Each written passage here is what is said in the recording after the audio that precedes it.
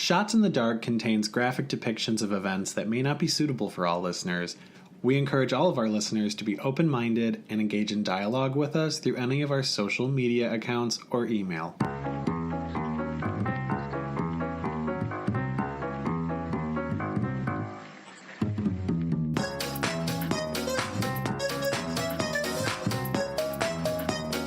Are you settled in? Are you swaddled up tight in your blanket cocoon? Hi, welcome back to Shots in the Dark.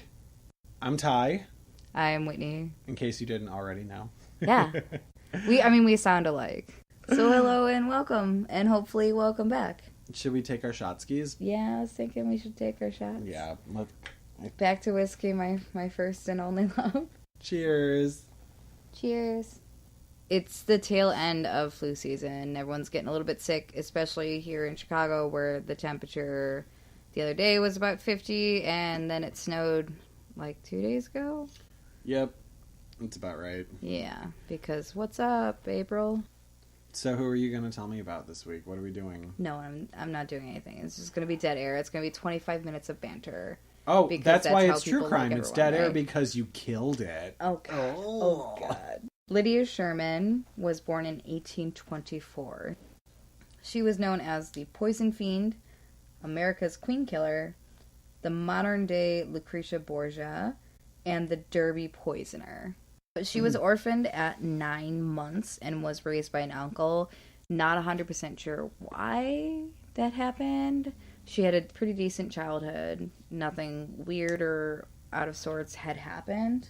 She had worked as a tailor and had joined the Methodist Church, where eventually she had met her first husband. His name was Edward Struck. He was a part of the congregation? Yeah. Was there an age difference? Huge. There's always an age difference, especially in these weird 1800s times. Yeah. He was about 20 years older, and he had been working as a carriage blacksmith, which I think is cool. He was a widower. So when they had gotten married, there were about 6 children that she had acquired. I have so many feelings about where this is going. Okay. And I don't actually know where it's going, but I have feelings. Okay. I'm intrigued. I'm intrigued. Nothing that I read after when she and Struck got married, which was when she was 18, said that she continued to actually work. Mm-hmm. But I mean, that makes sense because she all of a sudden now has, you said 6 stepchildren? She's going to be a busy 18-year-old. Right. It had said that she may have had 2 of the kids, but it's weird to try to find stuff from this, yeah. It's from the early 1800s, so sometimes that shit's foggy. Which it's really weird, too, because she's definitely someone that is prominent, especially if you look up, like, women serial killers. It's like her and Eileen Wuornos and a number of other gals. She's one of the first, I guess. I kind of love for the time because it's like, a lady would never do such a thing. If you're looking for a killer, typically in those times, you're not going to think it's a lady. Right, but we also talked about this with Wiggy. If you piss off a woman, she gonna come for you. Edward had eventually joined the newly formed New York Metropolitan Police Department. Oh, good for him. Yeah. And he thought it was super cool. Everyone thought it was super cool until he had received a call and he screwed up pretty bad. Oh. So he was super, super late, and unfortunately in this particular case, he was there, or rather he intended to... Was he responsible for someone's death because of his timing? Yeah, kind of. It was a situation where he could have prevented a murder if he had arrived on time. Oh. And then rumors started circulating within the department that said that he may have been too scared to go. They released him completely from the department. Because they didn't think he was police officer material. Right, so now he doesn't have a job at all.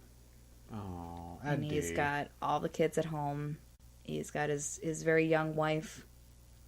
And he starts getting really depressed because he's in this era. Like, I'm sure he thought he failed as a man, which that's okay. That's where I was going with it. Yeah. Did he feel like emasculated? Yeah, I would assume so. And embarrassed. I mean, yeah, totally. Especially after the rumors had started flowing from there. Yeah, your family, your friends, your neighbors, the police department, everybody knows. Right. So much so that apparently the building that they had lived in, there was a sergeant that was on the same police department.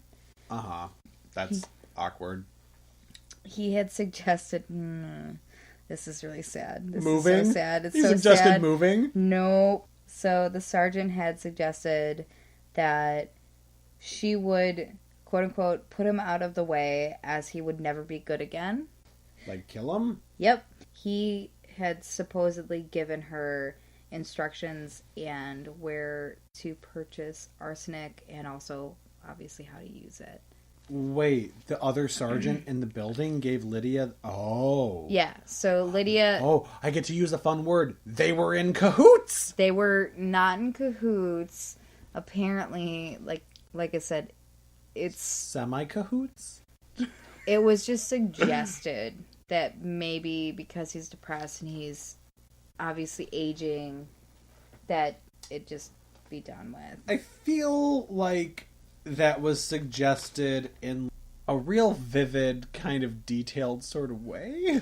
Yeah, because I wouldn't be like, hey, this is how you can kill someone. And also, if you need the materials, she had mixed a quote-unquote thimbleful of arsenic into his oatmeal gruel, and then several hours later, Edward died. So he obviously got violently ill because arsenic, and the doctor came to take care of him and see what was happening. He was actually diagnosed with a softening of the brain. Oh. Aren't the symptoms of arsenic oftentimes like hard to diagnose right away until they autopsy? Which in this time period they didn't unless someone had requested it. And then the softening of the brain thing too. I don't really know. Is that a thing? It was. Is that a real thing? Yeah, it was that. Like an 1800s diagnosis? Yeah. After Edward had died, it was just her and the 6 kids. Great. Yeah. She was trying to help. Is where she thought she was at. Help the kids? Help all the people. The unfortunate thing with Lydia is that if you just, sneezed in front of her, you may or may not become a target. What the fuck? Yeah, she's helping. Do you not know that she's helping you? Okay, now I see what you're saying about the helping. Right. So she really thought she was helping by, ridding the world of certain people? She thought she was helping that person because they weren't at their best. She's... Oh my god. Yes. Oh my god. In front of Miss Lydia, you don't cough or sneeze or look a little bit sick or tired because she will help you. She does. She helps so much. She's a really good helper. 2 of the children died under mysterious circumstances. Some of the 3 youngest, she had quite decided could, quote, do nothing. And she had poisoned them as well. See, that's where I thought this was going. Mm-hmm. Because, like I said, I had a feeling that she wasn't crazy about being a mother to those 6 stepchildren to begin with. Maybe. I'm sorry. I'm being asinine. She was just trying to help them. You're so tired. Take a dirt nap. Right.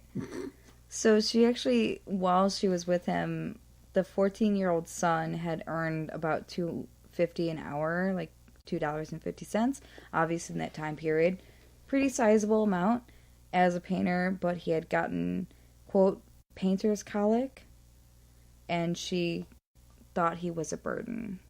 So in that time period, they're using lead-based paints and also things that are not well suited for people to ingest at all, whether or not they're breathing them. He unfortunately developed a disease from that. Yeah, and I can tell you from working in the darkroom, your hands are sponges, man. Right. They are. Which you know something about, too. Yep, because I work with serious and severe chemicals. Death chemicals. Death chemicals. From there, she helped him. They could do nothing. Yeah, just, oh no, just get in that casket with your brothers and sisters. She had eventually gotten a job as a nurse by playing the grieving widow. The 3 remaining children developed some sickness that the doctor said was some gastric distress. She had quite decided they quote, wouldn't suffer and she had poisoned all the rest of the children. That is literally one of the worst ways to die. At some point in time, she meets her second husband, Dennis Hulbert. He is super wealthy. He had promised her, quote, all that he was worth, and she had married him. Apparently, she's a foxy human at this time. Yeah, but we're talking like 1800s foxy. Yeah. I just think that it may have been that she was younger. He was a fisherman and a farmer. So, unfortunately, Hulbert was a bit older than her as well. And she started to realize that he may be, quote, hurting from his age. She, quote, was not one to stand suffering. She ended his life and inherited around $500,000 in today's money. She had, after him, met and married Horatio Sherman, which is obviously where she's Lydia Sherman currently. Also older? Also older. I'm seeing a pattern. How strange is this? Unfortunately, Horatio was a very heavy drinker. His 4 children... Oh my god. Oh my god, this is awful. So while he was drunk, he suggested his infant son would be better dead. And Lydia had taken that in account and poisoned the infant child.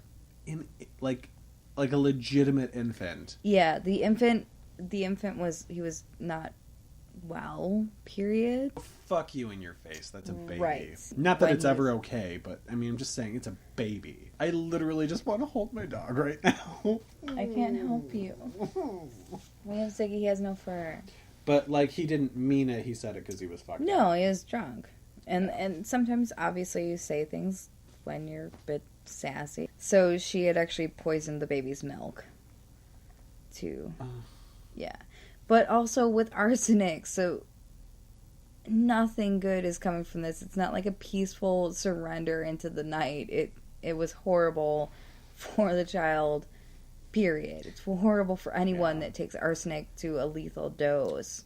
His teenage daughter had contracted the flu. Lydia took that chance to take her out of her misery because she just doesn't like when people suffer. That's like a fucking viral type thing. Are you serious? You know, Horatio, after his daughter had died, and obviously after his infant son had died, he went on a drinking binge, and she had spiked his brandy. In her case, she had said that it was to kind of teach him a lesson. Because killing his kids didn't do that. So, everyone thought it was a bit weird. Obviously, knowing her past, they started thinking it's a bit too strange and very convenient that everyone kind of was dying around her, especially in Horatio's case, where the infant had died, and then the teenage daughter, and then Horatio died in pretty quick succession. The physician became very suspicious, and he had ordered an autopsy, even though she had said, like, no autopsy. And good for that doctor, man. Yeah. Because if he wouldn't have done that, I bet she would have just kept going. Yeah. When the evidence was presented, they exhumed the kids. They went back and they looked through what happened with Hulbert and anything after that they could possibly find. With him, they had thought it was one of his old spells. Obviously, when they had tested, they found arsenic, but she had confessed. Yeah, kind of hard to dig your way out of that one. She got life in prison after being convicted in 1872. In 1877, she escaped jail and lived with another wealthy widower. Oh my god. How did she make it out of jail? I'm not sure. She got brought back to jail. Obviously, they found her. They found her with the other widower, who was a little bit surprised to find out that maybe she shouldn't be around these humans. He was like, oh, she was just helping me around the house. Oh. She went back to prison, obviously, and then in 1878 she died of cancer. What she had said about Horatio was that she didn't mean to kill him. She was trying to add saleratus, which apparently makes foam in ciders. it's like an additive. It's like a baking soda.